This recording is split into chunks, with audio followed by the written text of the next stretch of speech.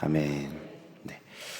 이제 오늘 본문은요, 사도행전 21장에서 이제 사도 바울이 예루살렘에 들어갔다가 잡힌 뒤에 잡힌 사건이 일어난 다음부터 지금까지 이제 쭉 이어진 사건이라고 할 수 있습니다. 먼저 오늘 본문 6절을 볼까요? 본문 6절 우리 다 같이 한번 읽어보겠습니다. 바울이 그 중 일부는 사두개인이요 다른 일부는 바리새인인 줄 알고 공회에서 외쳐 이르되 여러분 형제들아 나는 바리새인이요 또 바리새인의 아들이라 죽은 자의 소망 곧 부활로 말미암아 내가 신문을 받노라. 이제 바울이 신문을 받으면서 이제 딱 보니까요, 거기에 목인 사람들이 사두개인들이 있고 바리새인들이 있더라는 것입니다. 그래서 이제 자신은 죽은 자의 소망 곧 부활 때문에 신문을 받는다라고 이제 외치죠. 그러게 되니까 이제 어떻게 됩니까? 뒤에 이제 7절, 8절, 9절 읽어보면 이제 사두개인들은 뭐 부활, 천사, 영을 다 안 믿고 이제 바리새인은 이게 다 있다고 믿잖아요. 그러게 되니까 이제 자기들끼리 싸우게 된 겁니다. 자기들끼리 크게 싸움이 일어나니까 오히려 이제 바울이 그들에게 찢길까 하여서 바울을 이렇게 피하게 만드는, 그래서 바울에 대한 신문이 더 이상 이어지지 않는 일이 생기는 것이죠. 이 바울이 참 지혜롭지 않습니까? 바울이 이제 자신이 어떠함을 했다 해서 이제 항변해가지고 그것을 이렇게 이 과정을 겪고 있는 것이 아니고요, 자기들끼리 이제 싸우도록 만들었던 것이죠. 마태복음 10장 16절에서 20절을 보면 예수님께서 제자들에게 이제 뱀같이 지혜롭고 비둘기같이 순결하라 이렇게 말씀하시면서 다음 말씀을 하십니다. 우리 마태복음 10장 19절에서 20절 한번 다 같이 읽어보겠습니다. 너희를 넘겨줄 때 어떻게 또는 무엇을 말할까 염려하지 말라. 그때 너희에게 할 말을 주시리니 말하는 이는 너희가 아니라 너희 속에 말씀하시는 이 곧 너희 아버지의 성령이시니라. 아멘. 바울에게 이러한 지혜를 주신 분이 누구라고요? 성령이십니다. 성령님께서 바울에게 무슨 말을 할지를 알려주신 것이죠. 제가 저번에 이제 사도행전 17장을 설교하면서 사도 바울은 예수 그리스도 십자가의 죽음과 부활의 그 복음만을 붙들었고 그것으로 충만한 사람이라고 얘기했는데요. 그렇게 복음 충만, 예수님의 십자가의 죽음과 부활이 충만한 그 사람에게 하나님은 이제 다음과 같은 역사를 또 나타내십니다. 우리 고린도전서 1장 19절에서 20절 읽어보겠습니다. 기록된 바 내가 지혜 있는 자들의 지혜를 멸하고 총명한 자들의 총명을 폐하리라 하였으니 지혜 있는 자가 어디 있느냐 선비가 어디 있느냐 이 세대의 변론가가 어디 있느냐 하나님께서 이 세상의 지혜를 미련하게 하신 것이 아니냐. 우리 30절도 바로 읽어볼까요? 30절 너희는 하나님으로부터 나서 그리스도 예수 안에 있고 예수는 하나님으로부터 나와서 우리에게 지혜와 의로움과 거룩함과 구원함이 되셨으니 아멘. 네. 결국 사도 바울이 오늘 이 위기에서 빠져나갔던 것은 성령의 역사인데요. 예수 그리스도와 십자가의 복음으로 충만한 바울에게 성령께서는 그 입에 말씀을 넣어주시고요.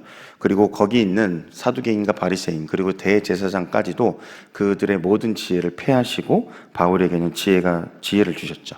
그래서 예수님께서는 하나님부터 나와서 바울에게 지혜가 되시고 거룩함이 되시고 의로움이 되시고 구원함이 되어 주셨다는 것입니다.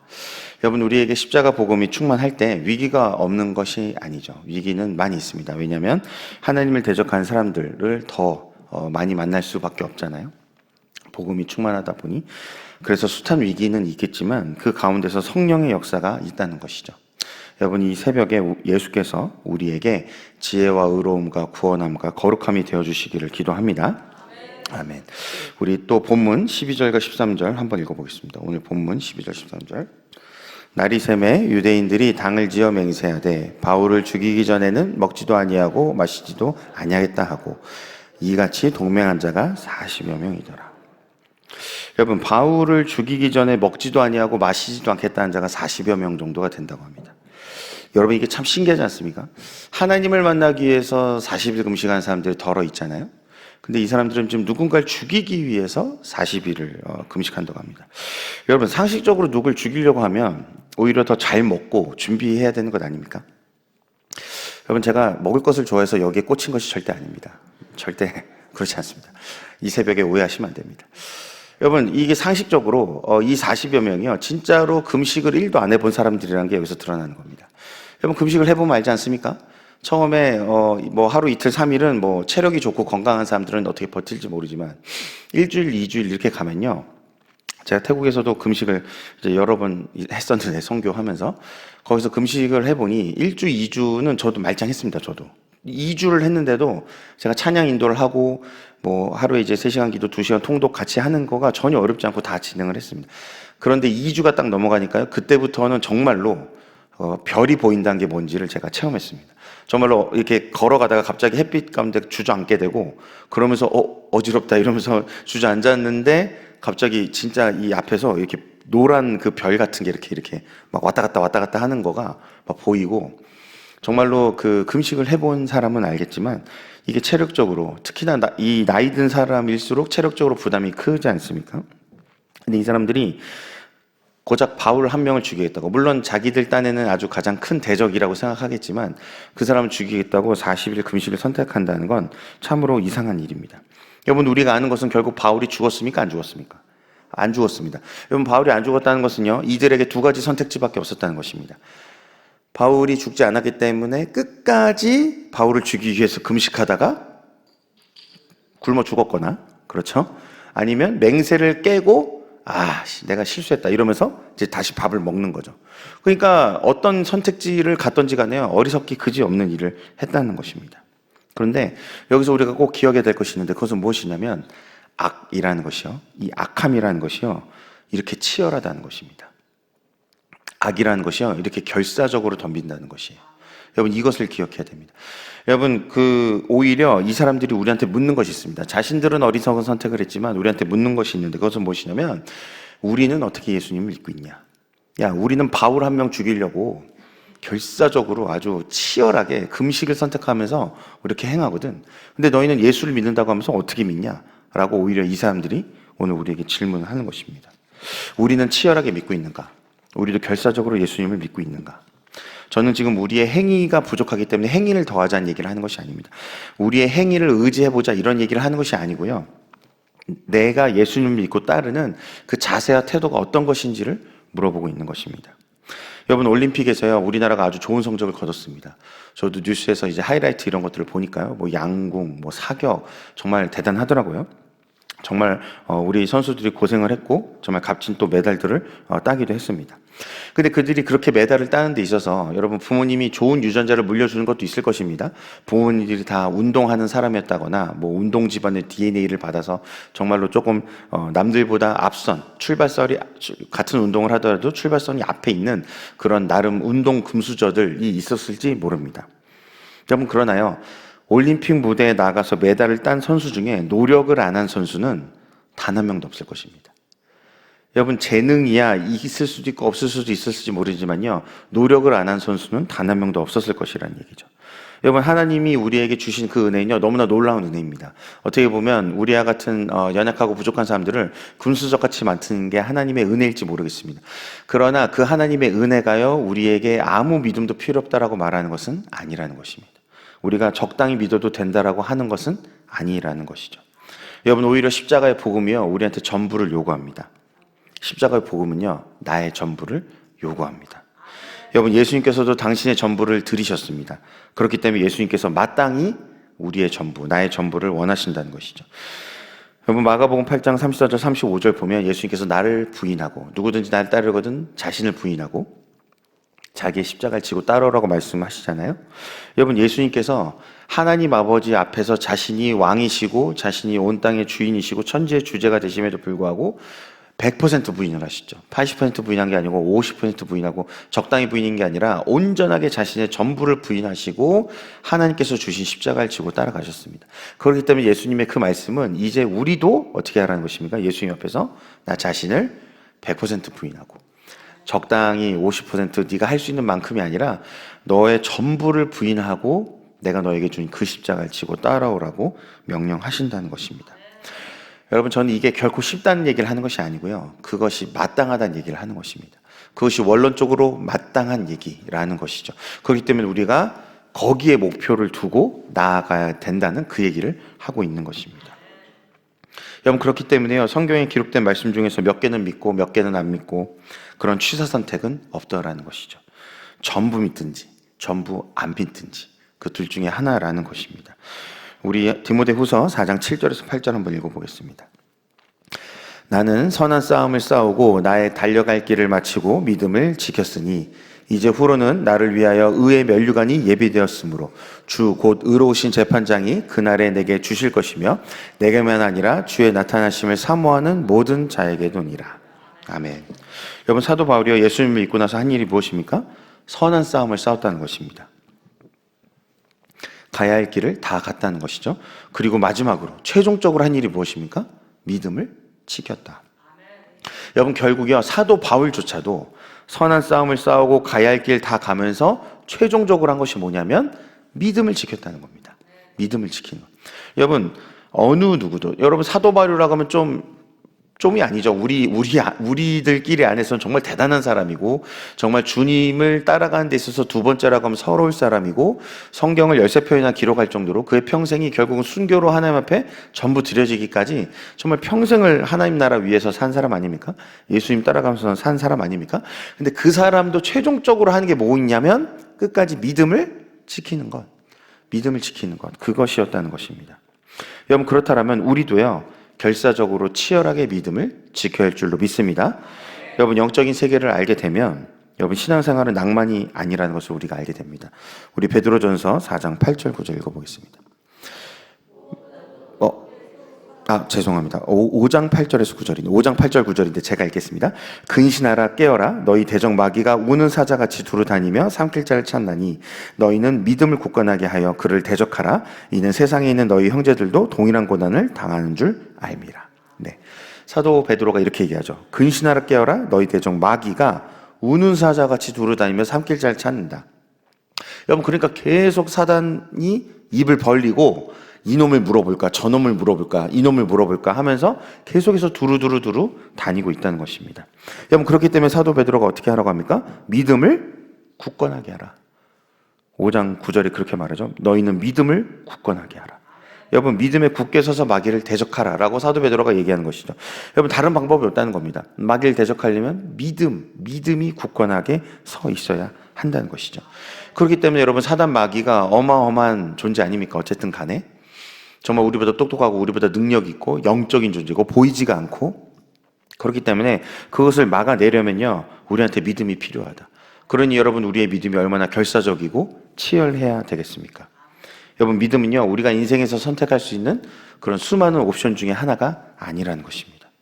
여러분, 우리의 믿음이라는 것이 교회를 다니면서도 물 떠놓고 저 나무에다 피는 샤머니즘처럼 문제 해결하고 소원 성취하고 어떻게 하면 내가 원하는 걸 이루고 어떻게 하면 내가 높아지고 어떻게 하면 내가 인정을 받고, 이렇게 어차피 70년 80년 살다가 죽을 날 인생이면서도 그것을 알면서도요, 어떻게 하면 더 안락하게, 어떻게 하면 더 편안하게 그렇게 살다가 그냥 인생 끝나는 그런 인생 살라고 주님께서 우리에게 그 값진 생명을 주신 것이 아니라는 것이죠. 그렇게 살라고 예수님이 우리에게 십자가에서 자신의 몸을 못 박으시고 그 모든 고난과 치욕을 당하신 것이 아니라는 것입니다. 예수 그리스도의 십자가 상권은 당신께서 죽으시고 부활하심으로 이제 당신을 영접한 자에게 예수님 그 당신의 전부를 주셔서 나는 죽고 예수 사시는, 나는 죽고 오직 예수, 당신께서 사시는, 예수님은 부활하시고 승천하셔서 이 땅에서 자취를 감추신 것 같지만 우리가 예수님을 믿고 나는 죽고 예수님이 전부가 되셔서 사시니까요, 우리를 통해서, 나를 통해서 예수님의 살아계심이 증거되는 생명인 것입니다. 우린 종교가 아니죠. 예수를 모르는 사람들이 우리 기독교를 종교 카테고리에 넣어 놓은 것입니다. 여러분, 우린 종교가 아닙니다. 우리는 생명입니다. 우리는 삶 자체입니다. 그게 주님이 우리를 부르신 이유죠. 주님이 우리를 교회로 부르신 이유입니다. 이 악한 세상에서 참된 생명이신 주 예수 그리스도로 살고 그 주 예수님만을 드러내는 것, 예수님만이 이 온 세상 가운데 주와 구세주가 되신다는 것, 그것을 나의 삶을 통해서, 우리의 삶, 우리의 공동체, 교회를 통해서 나타내는 것, 그것이 바로 우리 교회를 향해서 주신 영광스러운 비전이라는 것입니다. 여러분, 그렇기 때문에 우리에게 믿음이 필요합니다. 예수님께서 원하시는, 예수님만을 바라고 구하는, 예수님으로 충분하고 예수님으로 전부가 되시는, 나는 죽고 오직 예수로 사는 그 치열한 믿음, 그 결사적인 믿음이 우리의 삶 가운데 필요하다는 것입니다. 여러분, 본문 11절 한번 다 같이 읽어보겠습니다. 본문 11절 읽어볼까요? 그날 밤에 주께서 바울 곁에 서서 이르시되 담대하라. 내가 예루살렘에서 나의 일을 증언한 것 같이 로마에서도 증언하여라 하리라 하시니라. 아멘. 여러분, 사도 바울이 믿음이 굳건하게 설 수 있었던 이유, 사도 바울이 이렇게 결사적으로 치열하게 믿을 수 있었던 이유는 어디에 있냐면요, 바로 주님께서 주시는 말씀입니다. 여러분, 사도 바울이요, 지금 물론 여기에서 사도 바울의 생질이 나오죠. 친척이 나옵니다. 그래서 친척이 와서 도움을 주긴 합니다. 그렇지만요, 근본적으로 사도 바울이 살게 된 이유가 그 친척이 나섰기 때문일까요? 사도 바울의 어떤 인맥, 사람 때문이었을까요? 그렇지 않다는 것입니다. 여러분, 그 바울의 생질이요, 하필 어디를 지나가다가 그들의 음모를 듣게 되는 것이 과연 우연일까요? 그렇지 않죠. 여러분, 모르드게가요, 그 아하수에로 왕의 그 암살하려고 했던 그 두 내시의 말을 우연히 듣게 된 걸까요? 하필 모르드게가 지나가는데, 야, 모르드게가 지나간다, 우리 암살 논의를 해보자, 이러고 그 두 사람들이 얘기한 걸까요? 야, 저기 바울의 생질이 온다, 우리 한번 맹세한 것을 얘기해볼까? 이러면서 40명이 그런 얘기를 했다는 것이 아니라는 것입니다. 여러분, 결코 우연이 아닌 것이죠. 여러분, 우리 주변에 돕는 사람들이 있습니다. 또는 하나님께서 재정을 주시기도 합니다. 우리의 환경과 상황을 풀어주시기도 합니다. 그렇지만요, 근본적으로 우리의 삶을 바꾸는 것은요, 하나님의 역사인 것이죠. 하나님 우리에게 주시는 그 말씀이, 그 굳건한 말씀, 변하지 않는 말씀, 반드시 이루어질 수밖에 없는 성취되는 그 하나님의 말씀이, 그 놀라운 은혜의 말씀이 바로 우리의 믿음을 굳건하게 하는 근본적 이유가 된다는 것입니다. 우리의 경험, 지식, 자신감, 돈, 인맥, 환경, 그런 것이 아니라 우리 안에 근본적으로 믿음을 붙들고 믿음을 결사적으로 만들고 치열하게 살게 하는 그런 것이 우리 안에 있는 것이 아니라요, 주님께서 주시는 그 말씀, 설교 시간이든 뭐 예배 시간이든 삶에서 어떤 사건과 경험이든 하나님의 말씀이 갑자기 임해서 우리에게 주시는 그 흔들리지 않는 굳건한 말씀이요, 우리의 믿음의 근거가 된다는 것입니다. 여러분, 우리가 믿음을 어디에 결합시킬 것이냐가 굉장히 중요합니다. 그리스도인이라고 하면서도 수많은 사람들이요, 자신의 욕망에다 믿음을 결합시킵니다. 내가 원하는 것, 내가 바라는 것에다 믿음을 결합시킵니다. 그리고 그것을 하나님이 준다고 말합니다. 그러니까 인생에서 아무 일이 일어나지 않는 것입니다. 여러분, 우리의 소원과 우리의 바람이 과연 믿음을 불러일으킬 수 있고 믿음을 결합시켜서 역사를 일으킬 수 있는 근거가 되나요? 여러분, 세상이 그렇게 말합니다. 세상이 뭐 끌어당긴 법칙이니 어쩌니 뭐 시크릿이니 뭐 그런 초장기 베스트셀러였던 책들을 보면요, 네가 원하는 거, 네가 바라는 거, 그것을 계속해서 연마하고 계속해서 심화시키고 구체적으로 만들면 거기에 뭐 끌어당김이니 무슨 시크릿이니 뭐가 갖다 붙어서 너가 잘 되고 복되고 부자가 되고, 여러분, 그것은 다 뉴에이지인 것이죠. 너가 신이 되라는 얘기입니다. 결국은 네가 원하는 것을 이루는 것이 그들의 근본 얘기가 아니에요. 그들의 근본은 결국 너가 신이 되기 때문에 너가 원하는 것이 이루어진다. 그러니까 너 한 명 한 명이 다 신이다. 그것이 뉴에이지입니다. 모든 사람이 신이다. 모든 사람이 신적인 존재다. 우린 그렇게 말하지 않습니다. 오로지 너는 죽고 너 안에 예수 사실 때 예수님께서 당신의 말씀을 너의 삶을 통해서 이루신다. 그러니까 세상하고 완전 다르죠.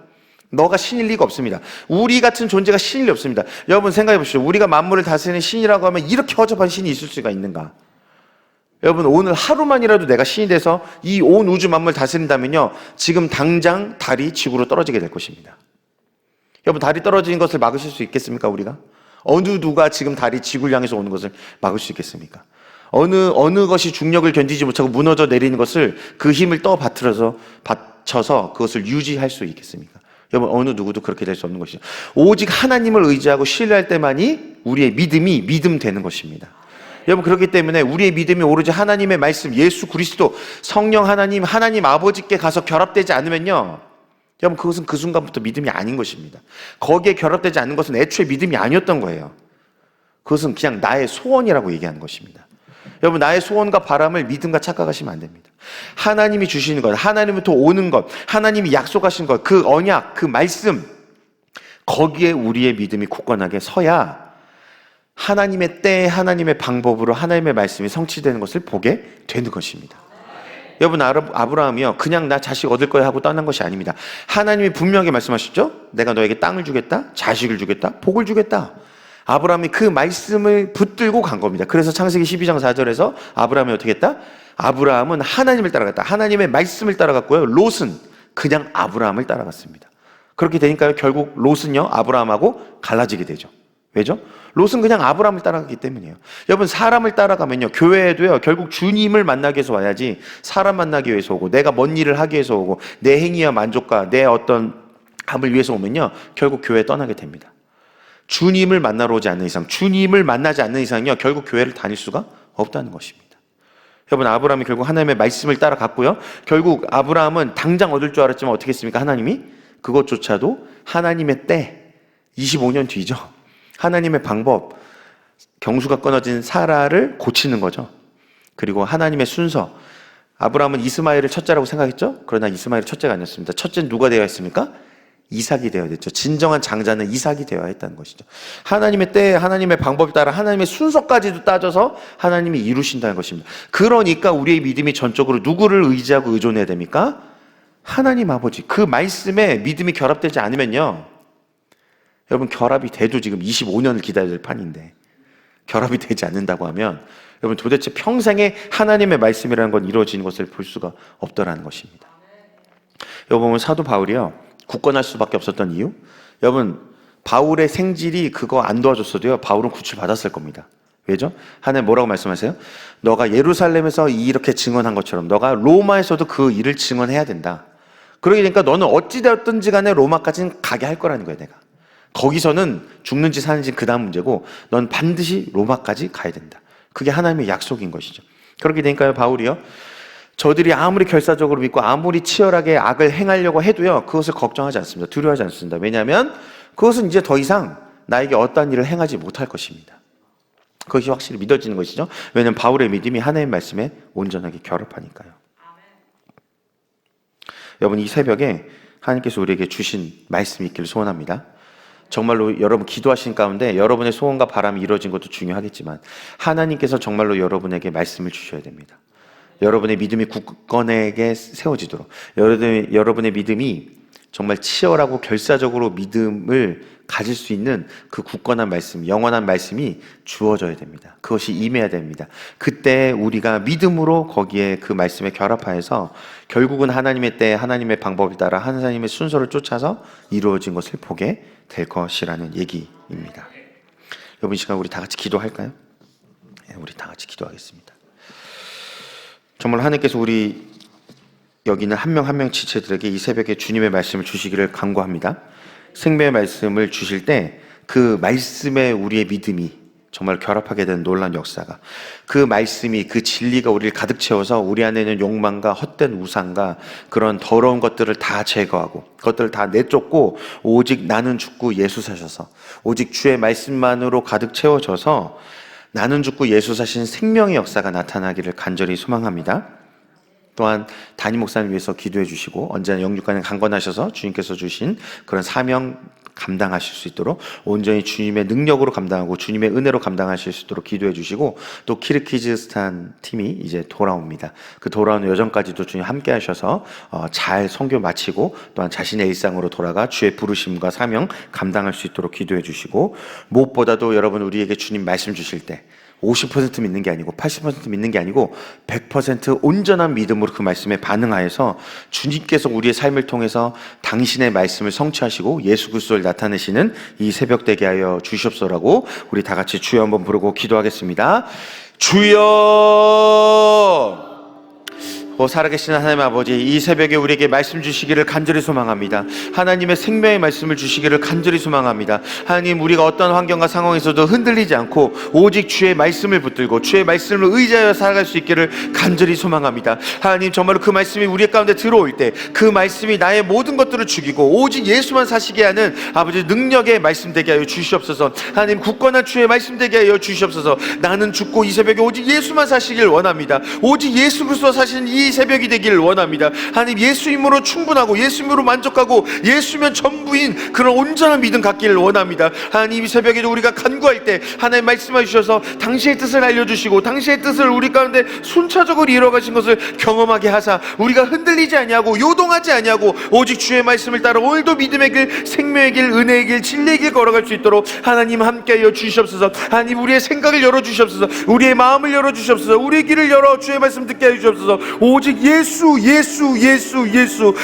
그리스도로 충분한 이 새벽이 되길 원합니다. 예수님으로 만족한 이 새벽 되길 원합니다. 예수가 전부인 이 새벽 되길 원합니다. 오 하나님 아버지, 우리 가운데 오셔서 우리 가운데 믿음을 불러일으켜 주시고 믿음을 세워주시고 그 말씀 가운데 온전한 믿음으로 반응하도록 하나님 우리의 눈을 열어 주의 나라를 보게 하여 주시옵소서. 우리 가운데 우리의 소원과 소망도 있지만 그것보다 먼저 그 나라와 그 일을 구하는 이 새벽 되게 하여 주시옵소서. 그래서 온전히 하나님의 뜻이, 하나님의 마음이 시원케 되는 놀라운 역사가 이 새벽에 일어나길 원합니다. 우리의 가정과 직장 가운데 하나님의 역사가 나타나길 원합니다. 우리의 삶 가운데, 우리의 부부 관계 가운데, 부모와 자식 간의 관계 가운데 하나님의 역사가 나타나는 이 새벽 되길 원합니다. 오 하나님 아버지, 여기 있는 믿음의 가정들 가운데 구원의 역사가, 믿음의 역사가 나타나게 하여 주시옵소서. 살아계신 하나님 아버지, 이 새벽에 오직 주의 말씀을 받음으로 우리가 요동치 아니하고 굳건하게 세워진 놀라운 새벽이 되길 원합니다. 하나님, 정말 악이 치열하고 정말로 결사적으로 그들의 것을 행하며 나아가듯이 우리들도 정말 우리의 믿음이 주님 앞에 결사적으로 정말 치열하게 믿는 믿음 되길 간절히 소망합니다. 오직 예수 그리스도 한 분을 사랑하며 예수님만을 쫓으며 예수님만을 전부로 채워서 정말 우리의 헛된 욕망과 어떤 우상들과 그런 것들은 태워지고 버려지고 오직 예수 그리스도의 피 묻은 십자가로 정결케 되어서 예수님으로 충만할 때 우리의 평생의 삶을 통해서 예수님의 말씀이 성취되어지고 우리의 평생의 삶을 통해서 예수님이 높임 받으시고 우리의 평생을 통하여서 예수님만이 주와 구세주 되심이 증거되는 그런 증인의 삶을 사는 이 새벽 되기를 간절히 소원하오니 하나님 이 새벽에 말씀하여 주시옵소서. 말씀을 주시옵소서. 그 말씀 가운데 우리의 믿음이 결합되게 하여 주시옵소서. 감사드리며 살아계신 예수님 이름으로 기도합니다. 아멘. 주여 주여 하나님, 이 새벽이 생명 얻는 새벽 되길 원합니다. 구원을 얻는 새벽이 되길 원합니다. 하나님의 말씀, 자유케 하는 말씀이 임하는 새벽 되길 원합니다. 하나님 붙잡아 주시옵소서. 하나님 붙들어 주시옵소서. 하나님 우리의 눈과 귀와 입술을 주장하여 주시옵소서. 온전히 하나님의 말씀으로 가득 채워져서 나는 죽고 예수 사시는, 나는 죽고 예수 사시는, 온전하게 예수 그리스도 안에서 사는, 예수님 안에 거하며 사는, 예수님을 쫓아서 사는, 예수님을 따라가면서 사는 아버지 제자된 백성들이, 아버지 증인된 백성들이 세워지는 이 새벽 되게 하여 주시옵소서.